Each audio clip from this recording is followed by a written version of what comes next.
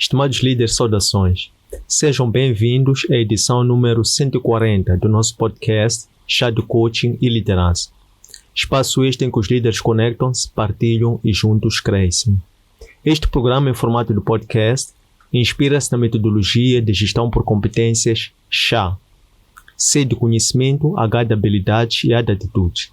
Desta forma, convidamos líderes moçambicanos que se destacam nas mais diversas esferas da atividade econômica para, na primeira pessoa, transmitirem suas narrativas de liderança, dando a conhecer que conhecimentos teóricos é que adquiriram ao longo da sua jornada, que conhecimentos práticos em forma de técnicas, ferramentas é que complementaram aquele conhecimento teórico e que atitudes em forma de ser, estar, comportamento, caráter é que emprestam a sua marca comunicacional para acomodar tanto o conhecimento teórico bem como o prático. Constitui por via desta nossa missão contribuir para o desenvolvimento de uma comunidade moçambicana de líderes conscientes, responsáveis e empáticos. Conscientes que possuem um conhecimento relevante para a liderança, mas também conscientes que são líderes. Responsáveis sobre a necessidade de serem praticantes de boas práticas para influenciarem positivamente os seus seguidores, internos e externos. E líderes sejam empáticos, por um lado, com as causas que defendem, mas também líderes sejam empáticos uns com os outros. A técnica que nós privilegiamos é a comunicação, porque entendemos que esta é a principal ferramenta da liderança, através da qual os líderes transmitem suas ideias de uma forma simples, compreensível e fluida, para que seus liderados possam não só compreender, mas também apropriarem-se desta mesma causa, de forma que quando o líder se tornar dispensável, esta causa possa ser postecipada para as futuras gerações. Temos como líder convidada para a edição de hoje Ulce Cuco, especialista em comunicação organizacional e estratégica, empreendedora e facilitadora na área de comunicação. Ulce, bem-vindo ao nosso podcast. Muito obrigada, Antônio. É um prazer estar deste lado e partilhar deste espaço consigo. Espero poder aprender e partilhar um pouquinho daquilo que é feito a Ulce, especialmente na perspectiva de comunicação. Muito obrigado. Ulce, como uma especialista na área de comunicação, como é que vê a comunicação numa era como esta, era do conhecimento, né? Era da informação, era do conhecimento, com a democratização do acesso ao conhecimento, e quando disse-nos muito bem que a sua expectativa é de partilhar neste espaço. Qual é a pertinência de nos dias de hoje a comunicação pode ter para se desenvolver uma marca na base do conhecimento? Olha, ainda bem que fazemos referência aos dias de hoje, porque tendemos a entender que temos a comunicação flui. Nos dias de hoje eu sinto que é um pouquinho diferente. Temos muita informação. Temos muita informação, mas a tendência acaba sendo de pouca comunicação. E por que eu digo isto?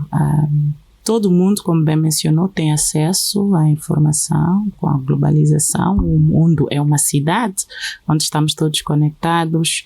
No entanto, falta um pouco a perspectiva da integração desta informação toda e transformar isto numa ferramenta de valor que nos permite comunicar. Comunicar não é só trocar informação, é garantir que o que eu partilho através dos canais certos chega à audiência pretendida e é compreendido nos termos que foi partilhado.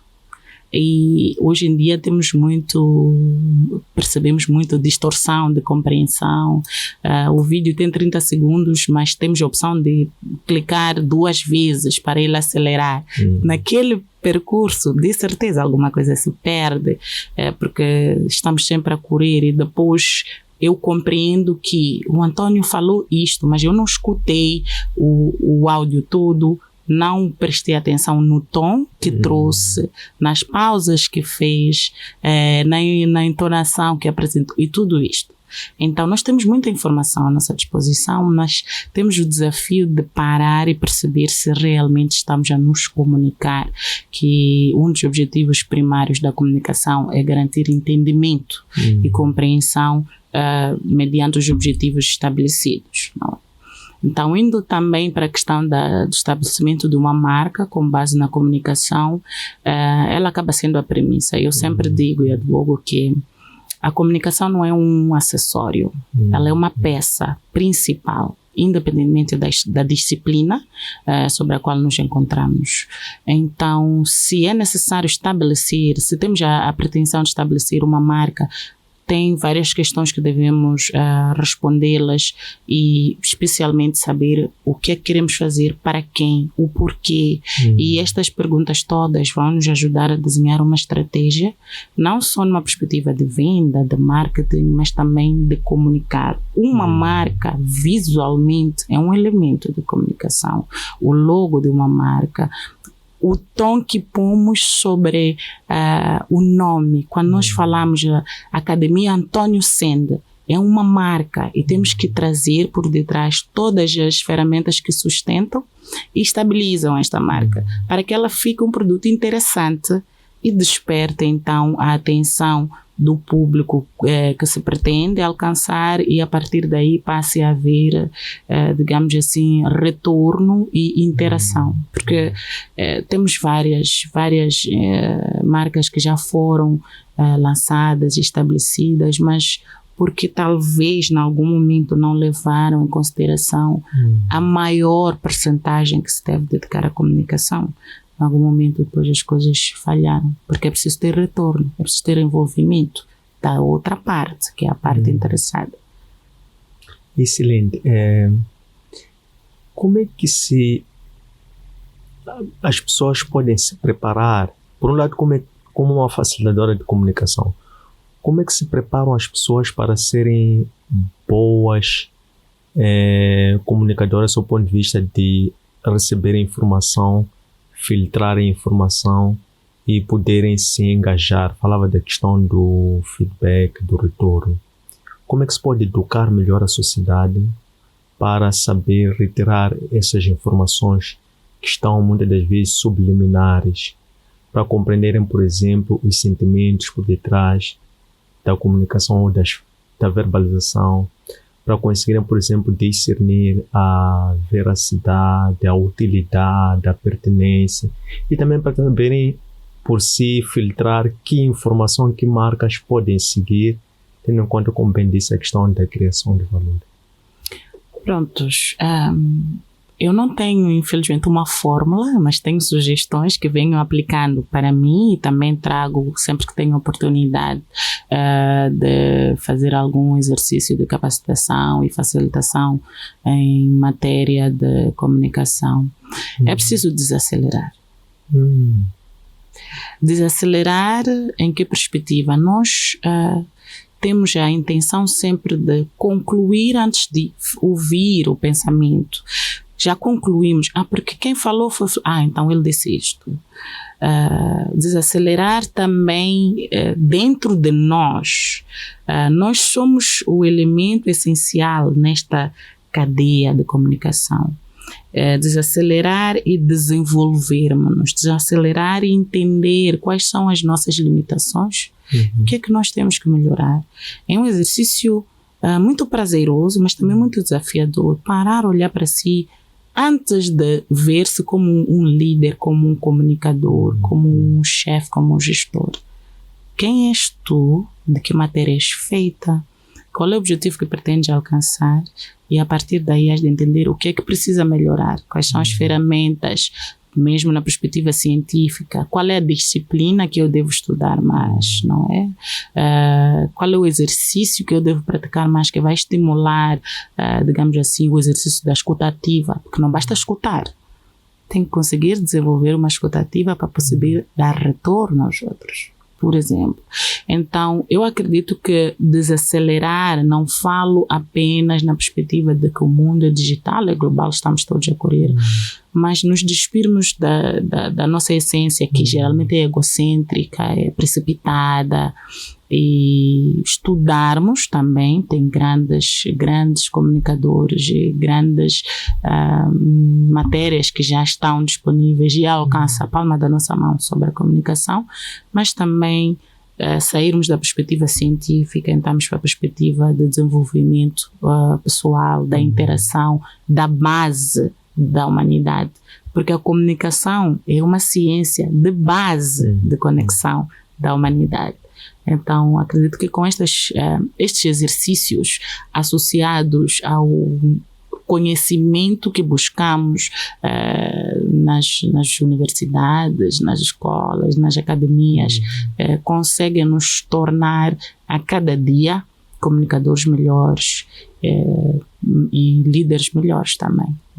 É como eu vejo isso. É muito profundo e interessante o que nos falou. Eu gostava de saber, num nível um pouco mais vertical, mais profundo, como é que a ULSE se desacelera e também como é que se desintoxica, porque falava um bocado de despir-se, né? De protótipos, preconceitos. Como é que aplica em si, vejo em si, sinto em si pela energia uma pessoa segura, muito calma e aberta para ouvir para compreender? Como é que trabalha em si isso? Olha, há 10 anos, o que acaba de dizer talvez não cabia num todo. O primeiro exercício foi perceber que eu preciso me conhecer, quem eu sou. O autoconhecimento, de forma honesta, é fácil elogiar a mim e criticar os outros, e é muito difícil criticar a si mesmo e estabelecer, digamos assim, metas. Para os outros nós dizemos, este comportamento tu tens que mudar numa sessão de feedback, tens que mudar porque isto está a prejudicar a equipa, eu espero que daqui a 3 meses já tenhas ultrapassado isso. Acabou. Faça o mesmo contigo. Eu faço o mesmo comigo. Eu sempre fui uma pessoa que segura de si, uma menina que cresceu numa família que sempre soube que tem espaço para falar, que é permitido ter opiniões, mas tive que aprender a entender que não basta ter opinião e expor. Eu preciso fazer uma leitura, se há espaço ou não. E de que forma eu endereço essa opinião. E este é um exercício diário. Então, indo especificamente à sua questão, eu tenho uma rotina diária. Todos os dias ao acordar, eu repito para mim que o melhor está por vir. E que é minha responsabilidade garantir que o melhor chegue a mim. De que forma? É aí que eu sei que, pronto, tem que ser mais paciente, tem que escutar, tem que ponderar, tem que saber ouvir, tem que ler os cenários, tem que ter a sensibilidade e empatia e desenvolver isto sem julgamentos. Ao final do dia, eu faço uma leitura do que é que foi o melhor que esteve por vir e do que é que eu acredito que não tenha sido e reflito no porquê. Não é um exercício daqueles que nós vemos aí nos filmes de meditação, que eu fico ali. Não. É um exercício que é possível ir fazendo no decorrer do dia. É só uma pausa. E eu insisto muito no desacelerar, porque é preciso pausarmos 5 minutos, Antônio, em silêncio consigo. São preciosos. E acredita que eles mudam a nós e aos que estão ao nosso redor. Porque nós somos feitos de bem, eu acredito. Mas ficamos intoxicados com os desafios, com as coisas que nos vão sendo trazidas. Tens que trabalhar, mas tens que cuidar da família, mas tens que passar na escola, mas também tens que ser PhD. Temos muitas coisas e predeterminadas temos. Para um pouco. Olha para si. Ok, do que eu tenho, o que é que realmente vai ao encontro do que eu sou feito. Porque nem todos nós fomos feitos para ser professores doutores, nem todos nós fomos feitos para ser bons interlocutores com o público, mas também nem todos nós fomos feitos para ser experts em engenharias. Né? Então acabamos indo em manada. O que eu faço, o que eu aprendi a fazer através da leitura, através da escuta, é desacelerar e me encontrar. E acreditar, quando acredito que o melhor está por vir, ninguém me tira isso. O mundo está a cair sim, mas o melhor está por vir. E eu sigo com isso na minha cabeça, tatuado de tal forma que passa a ser a minha forma de viver. Quando peco, quando ofendo, quando faço mal, fica fácil perceber que eu aqui falhei. Eu saí da linha. Eu acho que esse é um dos maiores desafios que nós temos. Eu saí da linha. O que é que eu faço? O mais importante é o que fazemos depois de nós errarmos. Errar todos erram. Todos falhamos. O que é que tu fazes quando percebes, Jules? Aprendi a coisa que era mais difícil para mim. Reconhecer. Posteriormente, é fácil desculpar, se aproximar-se. Olha, saiu assim, mas não foi o que eu quis dizer. É preciso ter essa humildade. É difícil, especialmente nos dias de hoje. E na nossa geração da juventude, dos sabichões, que temos acesso a tudo. São habilidades básicas, primárias, que nos permitem evoluir todos os dias. Não estou aqui a dizer que sou um ser perfeito. Muito pelo contrário, não é? Até porque para cada pessoa, para cada interação, para cada espaço, dependendo de como nós nos sentimos, nós deixamos-nos ir até um certo ponto. É difícil logo a primeira pessoa estar 100% segura de si e entregar o melhor. Mas com o autoconhecimento, afirmações positivas, foco e fé, eu acredito que nos leva a sermos hoje melhores do que fomos ontem, mas sem nos martirizarmos e sem nos criticarmos. Acreditamos que amanhã seremos melhores do que fomos hoje. É espetacular. Interessante o que esteve a falar sobre a forma como pratica a autoconsciência, a autopercepção e como se automotiva.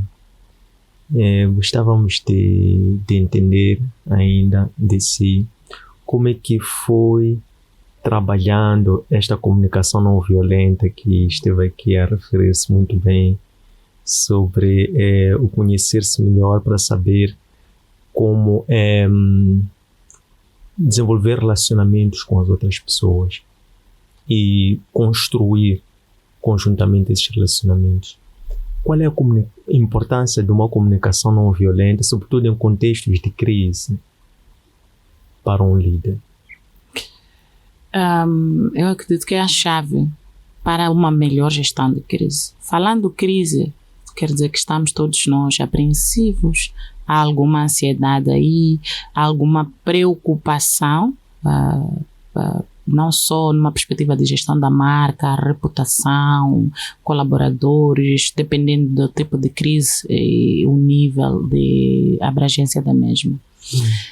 O desafio do líder nestes momentos é saber que ele é a chave para acalmar, digamos assim, as ondas violentas que trazem ansiedade e instabilidade para a equipa, para a reputação da marca, para as partes interessadas, talvez para os clientes e assim por diante. E se ele em si, como líder, não tem essas ferramentas, há espaço para ir buscar. Né? Há espaço para primeiro avaliar se temos, se não temos, vá buscar. Fala com o Antônio, ele é um pouquinho mais calmo, então deixa-me falar com ele e pedir a ele um suporte, que ele me passe uma metodologia, por exemplo, que vai nos permitir endereçar melhor a equipa que eu vou me reunir daqui a 10 minutos.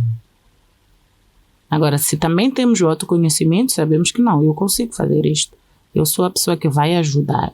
E saber ouvir, saber que dentro de uma crise, Tu podes ser a pessoa responsável, digamos assim, por inerência, né? É o título que te põe ali, mas temos líderes em cada um deles. Se devolver a responsabilidade de gestão desta crise para as pessoas que estão consigo neste barco, há de ver que saem rápido e fácil, porque cada uma das pessoas toma a responsabilidade para si. É aí que endobranding é uma ferramenta indispensável, porque ela faz um exercício de trazer a consciência, a responsabilidade de cada um sobre a reputação e gestão da marca. Então, se a nossa marca, se o nosso objetivo, se a nossa empresa está em algum momento em risco ou está a passar dificuldades, cada uma das pessoas que faz parte, ela sabe qual é o seu papel. Isso transcende do mundo corporativo, entra para a nossa família. Nós todos somos sociedade, somos base de família, somos membros relevantes dentro do contexto em que nos encontramos. Eu sei qual é o meu papel na minha zona, sei que não devo, por exemplo, jogar lixo. É minha responsabilidade. Ao passar para quem conduz num dia de chuva, sei que não devo acelerar porque fica água nas bermas e vai molhar os outros. Mas também a pessoa que está a caminhar sabe que deve prestar um pouquinho de atenção e parar num lugar menos suscetível a ficar molhado quando está a passar um carro. Então, se todos nós tivermos consciência da nossa responsabilidade, através de uma ferramenta como o endobranding, percebemos que ela se aplica em tudo. Em absolutamente tudo. Qual é a tua responsabilidade? Qual é o teu papel?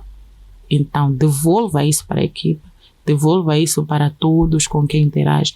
A ver que eu acredito que é uma das chaves que pode solucionar as crises e trazer propriedade e senso de realização. Porque muita gente hoje em dia, infelizmente, só faz. Mandaram-nos fazer. Mas por que fizeste? Eu nem gosto, nem entendi, mas eu fiz, meu chefe mandou. Agora, se conseguimos trazer a responsabilidade, a pessoa vai dizer, não, eu fiz, eu fui parte da solução, né? Mas por quê? Porque compreendeu.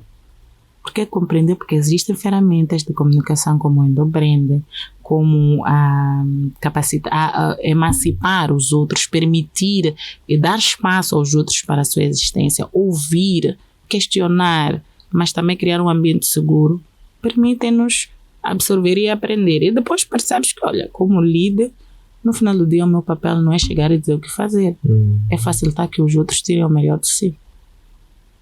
É mais ou menos assim como eu faço essa leitura. Espetacular. Deu para perceber como é que o endobranding é uma ferramenta de cura e de reconciliação entre as pessoas, numa linguagem digamos que se usarmos a forma 7, 38, 55, 38 mais 55, também faz 93%, que é o grosso, não daquilo que nós expressamos verbalmente, mas daquilo que nós fazemos e fazemos as pessoas sentirem-se e dar a liberdade às pessoas também de poderem caminhar nesta autopercepção. Qual é o propósito de vida da líder Ultz Cuco? Eu acredito que eu sou uma ponte. E deixa-me explicar por quê. Por que eu acredito que eu sou uma ponte? Porque tenho recebido muitas pessoas, num todo, não só no ambiente de trabalho, na família, na sociedade, que sempre têm uma preocupação e conversamos e depois eu digo, mas por que não fazes assim? Tenta lá, isso vai dar certo. E a pessoa olha para mim e diz, afinal eu não estava com um problema mesmo. Não, era um problema, mas permitiste-se vulnerabilizar, se expor e me deu a oportunidade também de colaborar. Eu, de quando eu fiz, expresso muitos meus sentimentos escrevendo e muito cedo eu escrevi sobre eu ser uma ponte. Porque como eu me sentia, mas na altura era numa perspectiva exaustiva. Eu sentia que as pessoas vêm para mim porque eu tenho muitas ideias, Antônio, eu tenho muitas ideias Eu sou uma pessoa de tantas ideias que às vezes me surpreende como é que eu não consigo materializar, mas depois fui perceber que não significa que tudo que eu tenho ideia, idealizo, necessariamente eu devo fazer. Sempre vou poder oferecer, vai poder servir para alguém, vou poder aplicar, vou poder capitalizar e assim vai. Mas também vou poder aprender com isso. E quando eu percebi e eu aceitei que eu sou uma ponte, foi num momento de exaustão mental e de energias, porque eu recebia chamadas de todo mundo. Eu tenho uma ideia, o que é que eu não consigo fazer? Aí eu dava uma solução. E a pessoa some. E eu esperava um retorno, tipo, já está, podes me dar o feedback, né? Para celebrarmos juntos.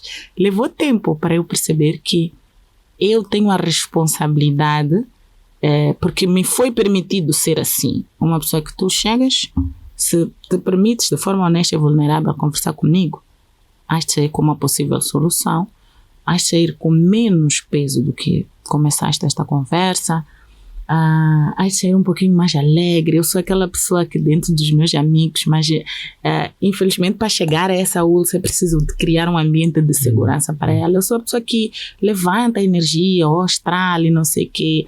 E fui percebendo que o meu propósito é contribuir para o bem-estar dos outros. É por isso que eu acredito que eu digo de forma assim resumida, que ser uma ponte permite a pessoa sair de um lugar, talvez não seguro, talvez de incertezas, para um outro lugar onde está um pouquinho mais estável. Quando é que eu consolidei isso? Isso consolidei quando aprendi que o paraíso é o que nós deixamos nas pessoas e o inferno também. Como eu faço as pessoas sentirem-se? Mas não numa perspectiva superficial, não é a pessoa me viu, sorriu. É depois de eu interagir com as pessoas, depois de eu apresentar-me às pessoas, depois de eu trocar interações com as pessoas e sair, o que eu deixo? Há de haver alguma coisa que venha a ser um ponto de referência posteriormente, que a pessoa de lembrar naquele dia, naquela conversa com se ela mencionou isto, eu vou usar isto. Ou há de ser uma referência para a qual não queres voltar nunca. Eu não quero nem ouvir falar do outro. Então venho trabalhando numa perspectiva de me permitir contribuir para o paraíso nas pessoas, para o bem-estar das pessoas e para que elas cheguem aonde elas pretendem ir. É poderoso. Imagino o quão prazeroso e também exausto é ser uma ponte e afirmar-se como tal, mas também imagino o quão libertador é, quão difícil foi para ganhar a coragem de afirmar-se que é uma ponte. Se nós tivermos em conta que quem se faz uma ponte, ao fim do dia faz um estábulo para poder potenciar outras pessoas. A ULSE acredita que fala com o Criador, que o Criador é quem lhe revela estas sementes e que estas sementes pontes depois, ao semear nas pessoas e pelas pessoas, e dizer que para contribuir para que o mundo, em minhas palavras, querendo significar o que disse, contribuir para que o mundo seja um melhor local para viver. Se existissem 10 ULSEs, qual é a sua meta em termos de desenvolvimento de uma comunidade, por assim dizer, vamos lá, de discípulos ou de réplicas, de pessoas que tenham esse mindset ou este heartset, e quão difícil tem sido encontrar talvez esse tipo de pessoas ao longo da tua caminhada? Prontos, eu acredito num Criador, eu acredito em Deus. Agora estou num processo de ressignificância na perspectiva da religiosidade. E isso vem fortalecendo a minha crença e fé em Deus. E isso ensinou-me que todos nós somos feitos da mesma matéria, dependendo do reconhecimento que fazemos da matéria que temos e de como é que gerimos. Eu costumo dizer, o mundo é tóxico. e é nossa responsabilidade desintoxicar. Então, não tenho a pretensão de dizer, seja como o Urso vai ser uma boa pessoa. Porque tem muita gente que eu vejo, eu ambiciono ser, eu digo, uau, quem me dera chegar a este ponto de equilíbrio, de autodomínio, de autoconhecimento. É aí no final do dia que eu vou percebendo, eu poderia ter feito isto melhor. Então eu não sinto que ter 2 Ursos é uma boa ideia, porque a Urso que eu sou segue em desenvolvimento, tem os seus desafios, tem os seus momentos de vulnerabilidade, dentro de onde ela se sente segura, e geralmente tenho um prazer, assim, respondendo a pergunta da conversa. Eu converso com Deus, mas eu aprendi a não conversar como me ensinaram, porque me ensinaram a conversar. Eu cresci numa família cristã, ensinaram a conversar de uma forma, mas depois eu me permiti escutar de outra forma. E essa escuta me fez ficar segura para conversar de outra forma com Deus. Não que a forma que me foi ensinada está errada, mas porque ela era necessária até um ponto e levou-me a essa compreensão um pouquinho mais libertadora de que eu não preciso de elemento A, B e C, eu não preciso da presença de 1, 2, 3, eu tenho acesso ao dono de mim. E eu posso ir lá nas minhas 1001 versões. A versão ansiosa e dizer, mas por quê? Porque a versão um pouquinho mais grata, a versão que errou e está aí lá a dizer, eu fiz isto, eu senti mesmo ódio naquele momento. É complicado se vulnerabilizar assim, porque nós temos uma tendência de ir para Deus assim, obrigada, Senhor, abençoa, muito obrigada. Vai lá dizer, eu estava com ódio daquela pessoa, eu zanguei-me mesmo, atirei a chave no chão e fiquei chateadíssima. Reconhecer isso. Has de ver que não has de fazer isso 3, 4 vezes. Porque estás a falar com o teu dono e a lhe dizer, ele te conhece, ele que te fez, ele sabe. E vai em ti germinar as sementes da ponderação, do exercício de calmaria, de um lugar seguro dentro da nossa mente, que podemos ter um escape. Quando sentimos-nos ameaçados, voltamos para lá, ao invés de dar vazão aos instintos, que é a raiva, que são os surtos. Mas esse não é um exercício acabado. Perfeição é imperfeita por si só. Então, não é um lugar que havemos de querer estar e alcançar. Porque senão, qual é a relevância da nossa estadia? Qual é a relevância da matéria que somos feitos? Se já és perfeito, não serves para nada. Agora, se és um objeto em construção, eu acredito que tens mais valor e maior impacto. E cada um de nós é assim. Então, não costumo me usar como referência, porque acredito que tenho muito que desenvolver e prefiro aprender nos outros e usá-los como minhas referências, porque consigo assim ver o que eu devo continuar melhorando. Excelente. Quais são os valores que a ULSE define como estrela norte na sua marca reputacional? E, se possível, se puder alinhar esses valores, cada um para ESG, seja à vontade.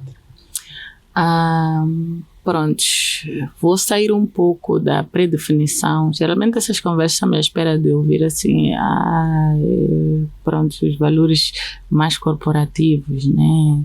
O que nos preocupamos, cuidamos, abraçamos.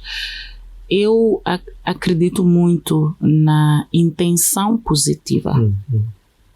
A intenção positiva, ela permite que mesmo os nossos erros, o alcance dos mesmos não seja catastrófico, porque não foi intencional. Temos uma intenção positiva. Eu busco trabalhar alicerçada nisso. A minha intenção sobre todas as coisas deve ser positiva. E isso vai alastrar-se de todas as formas. Inclusive na perspectiva corporativa, tendo uma intenção positiva, eu vou ser uma colaboradora mais consciente, disposta e disponível para a criatividade, para fazer aquilo que não é o meu trabalho, não é? Tens uma intenção positiva, vais fazer. E falando também na perspectiva da sustentabilidade, é preciso perceber que nós fazemos parte e que somos uma parte ínfima, mas significante do meio onde nos encontramos. É preciso entender que a sustentabilidade é um exercício que eu acredito que vai para além do meio ambiente, como é todos aprendemos assim. Felizmente hoje estamos a perceber que as pessoas também, o outro, o próximo, eu mesma sou um exercício, sou um espaço para exercer a sustentabilidade em mim mesma e aplicar isso nos outros. Então, a intenção positiva nos leva a ações conscientes, constantes e rumo a essa intenção, fazer o bem. Não significa que não vamos tropeçar, mas é aquela questão de ofereceres, encontrares uma pessoa, tu não sabes, por exemplo, que sei lá, é diabética, mas ela está com sede, tu tens o refresco, vais lhe fazer mal, mas a tua intenção qual era? Ajudar. Então, acaba sendo um exercício contínuo, mas integrado, porque nós não existimos dissociados dos outros, não existimos dissociados da comunidade, da família, daquilo que é o nosso espaço que identificamos como o nosso espaço de trabalho para prover, para satisfazer inclusive as nossas necessidades. Entender que é um exercício integrado e que se eu for com uma intenção positiva, eu consigo chegar um pouquinho mais longe, consigo caminhar com pessoas e consigo entender o que é que não foi bem feito e como fazer melhor. Mas é um exercício, não é fácil. Eu que vivo tentando praticar isso, porque eu não sei se durante 24 horas de um dia eu consigo ser 100% positiva intencionalmente. Mas a consciência desse exercício é a chave. E eu convido a experimentar, fazer as coisas com a intenção positiva. Mas eu estou estressada, fulano me estressou, eu estou exausta, eu preciso de férias, do meu trabalho. Faça as coisas com uma intenção positiva. Ela vai sustentar todo o resto. É aí que vais desenvolver a empatia, mesmo sem perceber, vamos desenvolver a tolerância, vamos desenvolver também, vamos passar a ser um hub, um espaço de convergência das pessoas e também passamos a ter um lugar seguro nas pessoas. Então, é mais ou menos nessas linhas que eu vejo isso. A intenção positiva é daquelas coisas que experimenta. Muito bem. Qual é o estilo ou a escola de liderança que a Old School segue e dos líderes havendo que se inspiram? Eu, Antônio, não me limito a um estilo especificamente.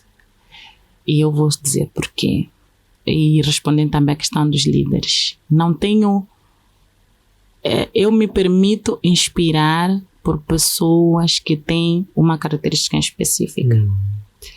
Têm sonhos, transformam eles em metas, subdividem em objetivos e alcançam. Por quê? Porque eu acredito que sonhos são sussurros divinos. Porque senão tu não sonharias em fazer isto. E não transformarias este podcast numa meta. E não terias objetivos que permitem te chegar. Então, eu me inspiro em pessoas que se permitem ser usadas, ultrapassar dificuldades. E é cansativo, é esgotante, sempre tem uma barreira e a pessoa tem uma proposta de solução para aquela barreira. Eu quero fazer o podcast, mas eu não tenho espaço. Vai buscar onde tem espaço, mas eu não tenho isso. É nestas pessoas, e felizmente não preciso ir para longe, estou circundada de pessoas que são líderes por excelência, como eu disse, que eu olho e reflito e vejo neles O que é que eu quero ser? Eu quero ter esta habilidade do Antônio. Eu quero ter a habilidade dos meus pais, da minha mãe, que independentemente de tudo que justificaria ela não seguir o sonho dela de estudar, ela formou todos os filhos e depois foi à escola. E pronto, foi escolher um curso tão complexo, filosofia. E todo mundo olhou. E agora tu percebes por que ela tinha que fazer filosofia aos 50 anos. Está a transformar o espaço todo ao redor dela. Está a ser um elemento de transformação na zona, na igreja, no serviço. Mas é aquela senhora que aos 45, quando começou a escola, ninguém acreditou. Mas está a estudar filosofia. São estes líderes cotidianos nos quais eu me inspiro. E claro, a nível universal temos grandes nomes de pessoas que se permitiram ter sonhos sussurrados e fazer o trabalho mais difícil, materializar. Então, são as dimensões que me guiam e é por onde eu navego quando eu penso em mim como uma líder, como uma pessoa em constante evolução. E quando eu vejo a Ulce que quero ser, é essa que materializa os sonhos, que suporta o processo, que não tem se apresentado fácil, até porque quando é fácil é suspeito, não porque só temos de valorizar as coisas difíceis, né? Não é por aí. Mas sempre há de aparecer um indicador, um convite para a desistência.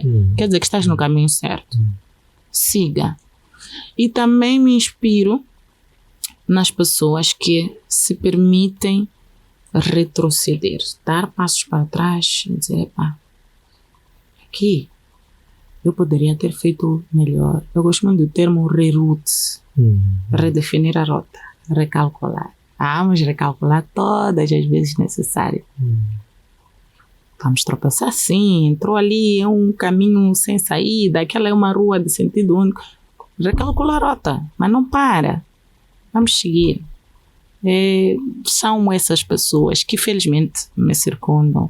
Tenho na minha família, tenho na televisão, tenho agora à minha frente o Antônio, tenho em todo lugar, tenho nos meus colegas, nos meus chefes, em todos, nos que trabalham comigo, nos meus colaboradores, em todos. Eu consigo perceber que este aqui é um líder nato, tem uma missão que foi designada e há de conseguir alcançar e vem alcançando.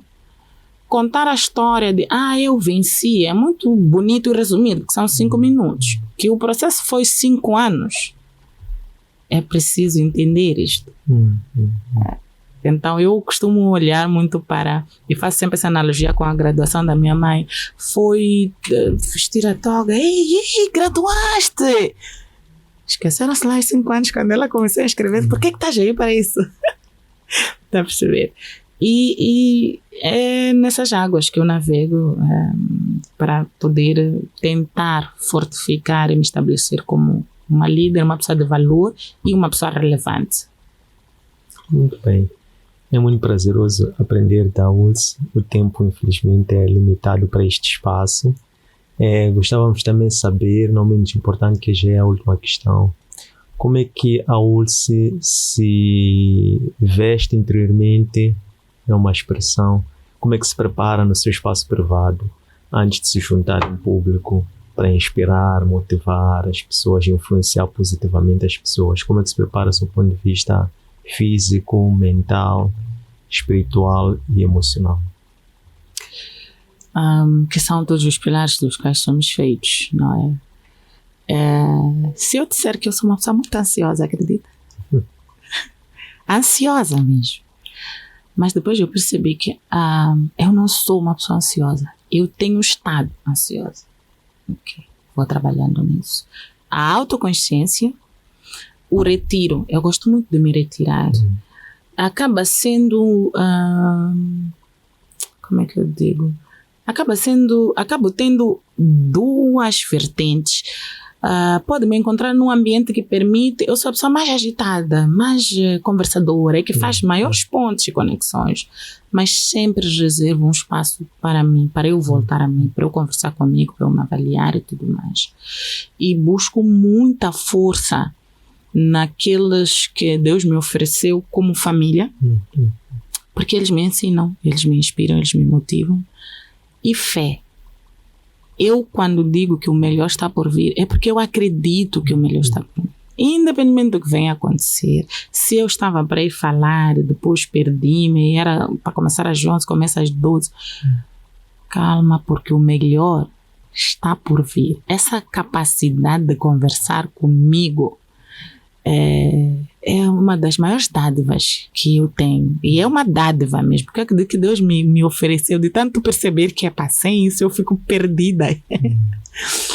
Eu me retraio, eu leio muito também, e não tenho aquilo de um gênero. Só leio o The 5 AM Club e esses livros de motivacionais. Eu leio um pouco de tudo. Eu leio a Bíblia, eu leio o Corão, eu leio o livro do Mormon, eu leio aquelas novelas de ficção, e leio todos. Me permito ler um pouco de todos os tipos de autores, porque eu sei que eu vou aprendendo. Eu acredito que vou formando um ser novo dentro de mim, a cada livro que eu abro, leio e termino.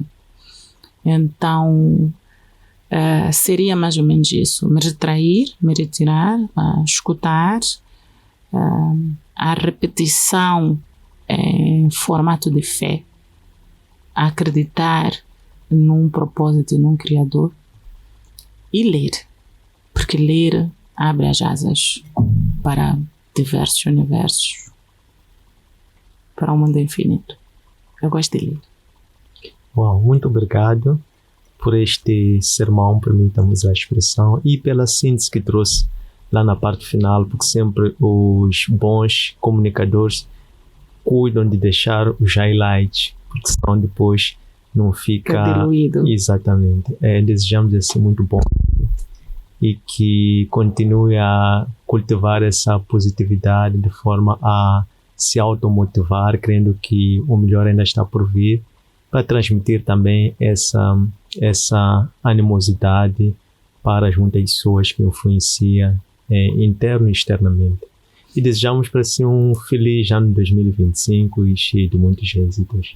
Muito obrigada, desejo mesmo para si, para todos que fazem parte da equipa do projeto, para todos que acompanham. E acreditem, o melhor está sempre por vir. Muito obrigado. Estas lições encontram depositar em nossos arquivos digitais, nossas páginas de Facebook, de Instagram e de YouTube. Antônio Sende LDA, nosso aplicativo para plataformas Android, LOAP, e nosso webpage www.academiaservo.com. Espero que gostem. Um abraço de luz e até breve.